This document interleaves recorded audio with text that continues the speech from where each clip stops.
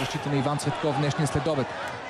Хубава атака. Мирослав Иванов. Възможност за гол. И това е 1-0 за Лудогорец. В 10-та минута по време за защита на Левски да се организира. Страхотно двойно подаване между Мирослав Иванов и Емил Гаргоров. Асистенция на Гаргоров. Поле към Марселиньо. Той е непокрит и стреля към вратата. Пламен Илиев спасява. Цветков. Гаджев. Удар към вратата на Лудогорец и гол. Резултатът е изравнен. Великолепен гол на Владимир Гаджев. Контратаки. Грешка на Милиев. Гаргоров стига до топката и стреля към вратата. Не точно. Сега Тасевски към Йолов. Удар към вратата и какъв пропуск. Висока класа. Опита се Йолов. Да видим на повторение ситуацията от преди няколко секунди.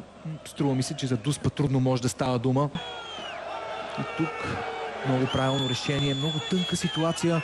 Подаване от Йолов. Той предпочита да центрира. Там Иван Цветков засича подаването му и стреля към вратата. На топката сега вече Генчев атакува по дясното крило, нахлува в наказателното поле. До него е Гаджев.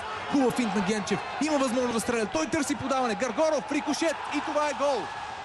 Гол за Лудогорец.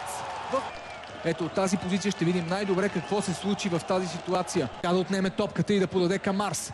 Удар на Арс към вратата. Спасяване на Голубович. Генчев. Там възможност за домакините. Гаргоров изкача. Пламен Илиев се намесва. Добре в ситуацията. Сега вече Атанасов центрира. Гаргоров стреля и спасяване на вратаря на Левски. Пламен Илиев е в непосредствена близост. Сега грешка при изнасянето на топката за Левски. Великолепна възможност за домакините. Сигнал. Точно така и прави арбитъра и маркира победата на Лудогорец. Ще се отразят върху бюджета на домакините.